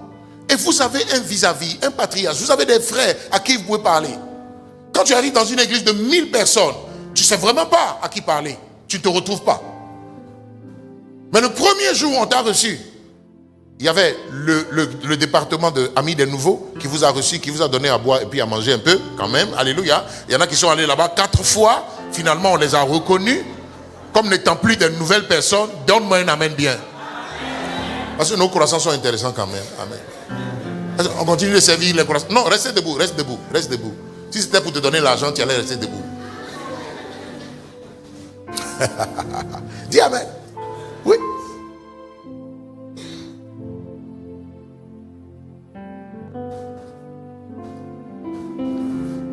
Est-ce que cette année tu vas servir Dieu? Amen. Ou bien vous autres, vous êtes étrangers, vous êtes nouveaux. À la tribu par exemple, la tribu, il y en a 12 dans l'église. À la tribu, tu n'as même pas besoin d'être baptisé pour faire quelque chose, soulever un balai, balayer, serpiller. Tu n'as pas besoin d'être baptisé, tu n'as pas besoin d'avoir fait 10 ans ici. Non. La première semaine où tu arrives, ta tribu est de service. Tu peux servir le Seigneur. Tu peux te rendre utile. Tu peux ranger les chaises. Tu peux sortir les chaises. Dis amen. Oui. Tu peux balayer tu peux balayer 1 mètre carré de l'église. Dieu aime ça. Dieu aime le service. Et le servir à Dieu. Et le service est pour ta bénédiction. C'est un privilège de servir le Seigneur. Quelqu'un dit amen. Le salut que Jésus nous donne, c'est pour servir Dieu. Ce n'est pas pour te marier. C'est pour servir Dieu. Dis amen. Et c'est par le service que vous attirez les grâces et les faveurs dans votre vie. C'est par le service que vous attirez le regard de Dieu sur vous. Donne un amen puissant. C'est par le service que vous activez la destinée prophétique. Chacun de vous a une destinée. Dieu vous a appelé à quelque chose. Il vous a confié des capacités, des dons et des talents. Regarde comment tu es utile à la boîte où tu travailles. Mais pourquoi est-ce que dans la maison de Dieu là, tu as les bras croisés? Pourquoi est-ce que dans la maison tu te contentes de venir faire un culte et de donner 200, 300, 500, 2000 francs d'offrande et puis tu rentres à la maison? À dimanche prochain. Tu n'es pas en train de bâtir le royaume. Tu n'es pas en train de creuser le puits de ton père. tu n'es pas en train de servir. La parole de Dieu dit, il y a plus de joie à donner, plus de bonheur à donner qu'à recevoir. Pas donner de l'argent. Pas seulement de l'argent. Je sais que tu es intelligente. Si toi on te met à la com, on ne va plus avoir jamais de problème à la com. Oui, je sais. Je sais que tu as une sagesse que Dieu t'a donnée. Si on te met à la gestion des cultes, on ne va plus jamais avoir de problème à la gestion. Regarde, quand tu ouvres ta bouche, tu convaincs facilement les gens. Là, la grâce de Dieu, le Saint-Esprit est en toi. Pourquoi tu ne parles pas de Jésus quand on dit samedi là, allons évangéliser? Tu es chez toi, dans ton salon doué. Tu regardes la télévision. Dis que moi, c'est fini. Cette année, tu ne parles pas. Dis-moi, cette année, je me rends utile. Amen. Je crois que Jésus a raison. Il a toujours raison de toute façon. Quand il m'a dit, il dit, parmi le peuple de Kabod là, il n'y en a pas beaucoup qui sont utiles entre mes mains. Ça m'a fait mal même. Mais Dieu disait la vérité. Il dit, ils ne sont pas nombreux, ceux-là à qui je peux aller dire, va à gauche, va faire ci, et puis ils vont faire, va à droite, va faire ça. Et puis il dit, il n'y a pas de serviteurs dedans. Il dit, je n'ai pas d'intérêt avec eux. Ils ne sont pas en train de faire mon œuvre. Il n'y a pas de disciples parmi eux. Donc cette année, Dieu et moi, on s'est donné le challenge. Je crois qu'on va le réussir. De faire de vase d'honneur Kabod, centre Kabod, une église qui sert le Seigneur. Donnez un amen puissant. Amen. Vous pouvez vous asseoir vous autres. Acclamons ceux qui étaient assis. Acclamons-les. Acclamons-les parce que cette année, ils vont se lever. Cette année, ils se rendent utiles. Cette année, ils se rendent utiles à leur tribu, à leur département. Dans le nom puissant de Jésus-Christ, dis Amen. Amen. Alléluia. Gloire à Dieu. On dirait que la parole est un peu dure ce matin. Quelqu'un dit très dur. Il y a de bonnes paroles dures. Amen. Touche encore le voisin. Fais-lui ça. Dis-lui, servons le Seigneur. Dis-lui, servons le Seigneur. Qui prend la résolution de servir Dieu cette année? Ou bien vous avez peur? Hein? Qui a peur? Hein? Lève la main si tu as peur de servir Dieu. Tu n'as pas peur, pourquoi tu ne fais pas? Amen. Ou bien tu ne penses pas que tu as quelque chose à donner? Tout le monde a quelque chose à donner. Amen. Tout le monde a quelque chose à donner. Touche le voisin, dis-lui, tu as quelque chose à me donner. Amen. Et vous savez, si vous ne le faites pas, vous vous dites quelqu'un d'autre va le faire. Quelqu'un d'autre ne peut pas réaliser ta destinée. Alors que, en fait, vous savez, mon fils, tu es quoi? Tu es professeur à l'INPI, c'est ça? Tiens-toi debout.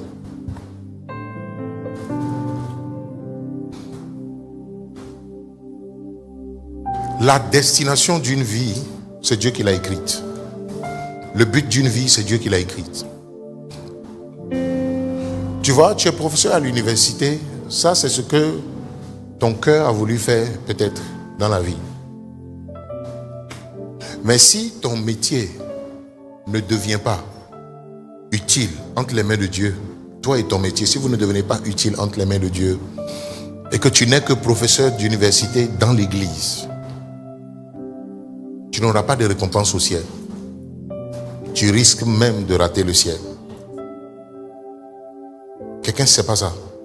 Quelqu'un ne sait pas que parce qu'il n'a pas utilisé les dons, les capacités, les talents que Dieu lui a donnés, Dieu peut te déchoir du royaume de Dieu. Tu peux perdre ton salut. La parole est claire. Il a dit à celui à qui il a donné un talent, qui ne l'avait pas multiplié. Il lui a dit, tu es un méchant serviteur. Il était déjà serviteur. Ça veut dire qu'il n'était pas inconnu au maître. On lui avait donné des choses sur lesquelles il n'a pas travaillé. Tu es là, tu as un don de chantre. tu es là. On est en train de chercher ici des caméramens. On cherche des personnes à former pour tourner la caméra à l'église, réaliser le culte, le mettre en ligne et que le culte profite à quelqu'un qui est à des milliers de kilomètres. On cherche quelqu'un ici qui va chanter, quelqu'un qui va être utile entre les mains du Seigneur cette année. Tu es utile à ton entreprise, là où on te paye un salaire, mais dans la maison de Dieu, tu es passif. Tu ne fais rien. Tu viens, tu suis ton culte et tu rentres à la maison. Touche le voisin, dis-lui, c'est pas normal. Dis-lui, Dieu n'aime pas ça. Quelqu'un dit Amen. Acclamons le Seigneur pour sa parole. Alors tu vas te tenir debout. Et tu vas te repentir. Touche le voisin et dis, on va se repentir. Alléluia. Dans l'église ici, nous voulons avoir 4 groupes musicaux. 4 groupes pour que au moins une sœur qui chante ce dimanche ou bien qui a servi ce dimanche ne chante plus pendant 3 semaines. Elle est assise, elle est en train de faire son culte, elle est en train de manger elle aussi. Quelqu'un dit Amen? Donne-moi un Amen bien. Oui. Là, la tribu, c'est quelle tribu qui était de service, qui devait aller évangéliser? J'ai vu Lévi et puis Azer. J'ai vu le rapport. J'ai eu le rapport hier. Il n'y avait pas 10 personnes, des 2 tribus là, il n'y avait pas 10 personnes qui se sont joints au groupe musical, au groupe d'évangélisation pour aller parler de Jésus hier matin à 8h. Il n'y avait pas 10 personnes. Pourquoi?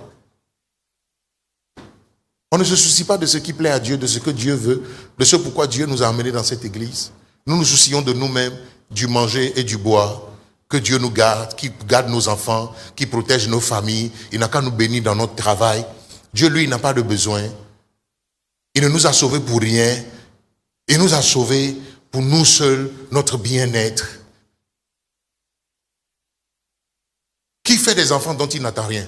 Dites-moi. Vous n'attendez rien de vos enfants? Tu fais des enfants qui grandissent. Elle a 18 ans, 19 ans. Elle est dans la maison. Elle n'est pas fichue de balayer la maison. Elle n'est pas fichue de t'aider aux tâches ménagères. Elle n'est pas fichue. Elle ne fait rien. Elle est couchée à la maison. Qui est content d'un enfant qui a 17 ans, qui a 16 ans, qui est à la maison, qui ne peut même pas lever le petit doigt, qui ne lave pas ses propres habits, qui ne peut pas aider à s'occuper de ses petits frères? Qui est content d'un tel enfant? Si tu es un enfant dont tu es content, lève la main. D'accord? Donc Jésus t'a sauvé pourquoi? Pour que tu te maries, tu aies l'argent, toi et ta femme, vous allez manger, bouffer, vivre, et puis dans l'éternité, là, il va vous recevoir au ciel, il va vous acclamer. Tu vas aller en enfer si tu ne sais pas Dieu. Non, non, sérieusement.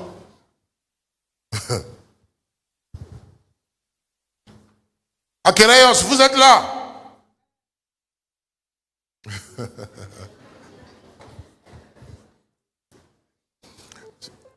Le message est compliqué aujourd'hui.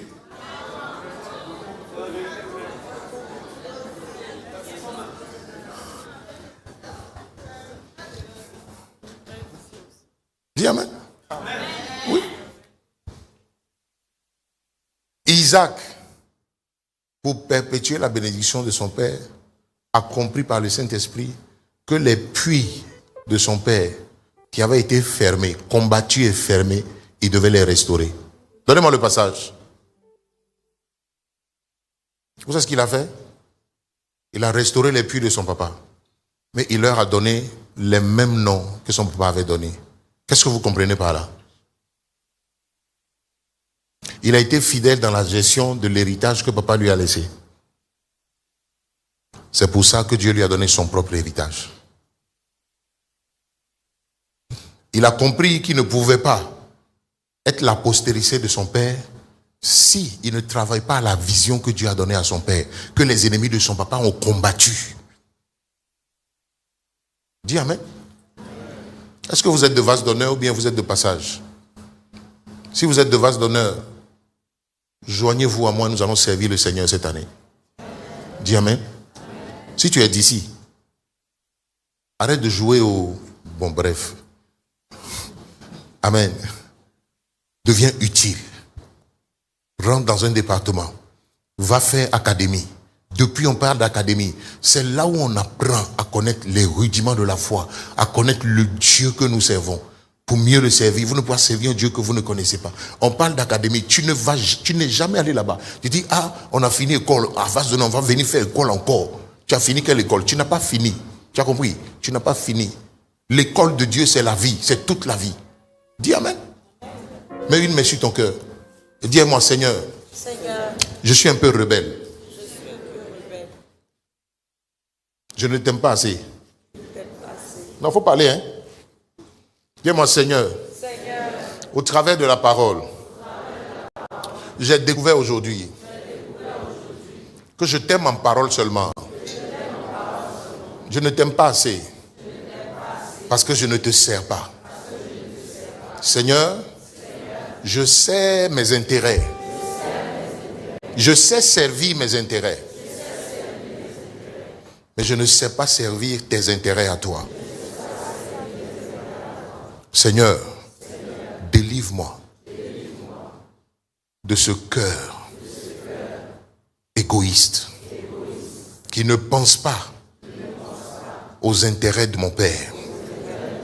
Tu as dit dans ta parole de chercher premièrement le royaume et sa justice, et toutes choses me seront données en plus. Seigneur, je n'ai pas obéi. Je n'ai pas cherché premièrement le royaume, les intérêts du royaume. Je n'ai pas travaillé premièrement pour toi. Je travaille pour moi. Je prie pour moi. Je prie pour mon travail. Je prie pour mon avancement. Je prie pour mon bien-être. Je me sers de toi, mais je refuse que tu te serves de moi. Seigneur, je te demande pardon. Je me répands. Cette année, je prends la résolution de devenir la postérité de mon Père spirituel. Je prends la résolution de connaître et de servir la vision que tu lui as confiée. Je prends la résolution de me rendre utile dans mon église, dans cette église dont je suis membre. Dans le nom de Jésus, que tout ce qui est en moi, toute disposition intérieure, tout combat qui m'éloigne de ce but soit renversé. Soit renversé dans le nom de Jésus. Cette année, je triomphe de la stérilité spirituelle.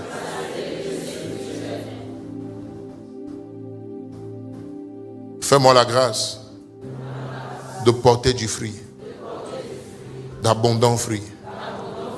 Au nom de Jésus. Alléluia. Acclamons le Seigneur. Acclame Jésus.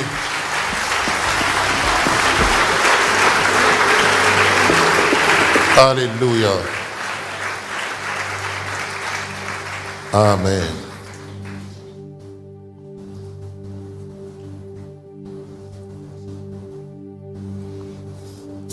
Oh, take a seat. Assois-toi. Tu es calme, hein?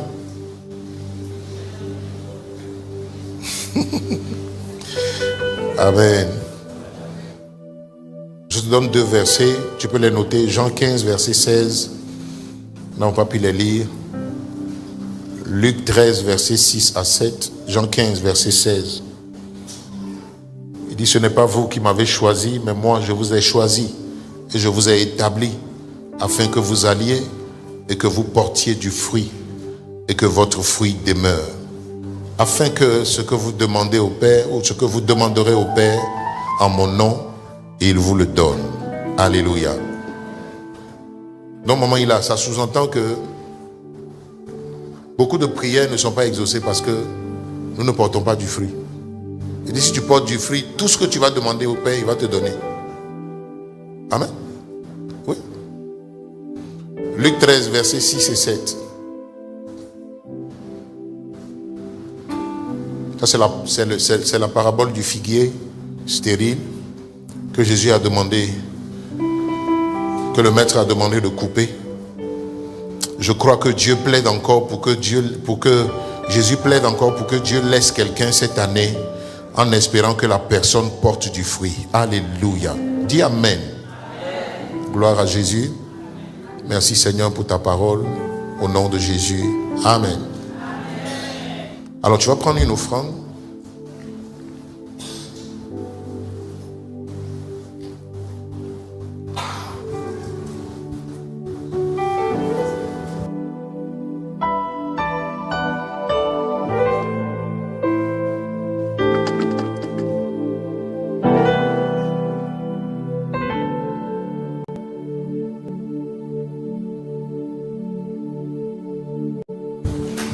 Alléluia.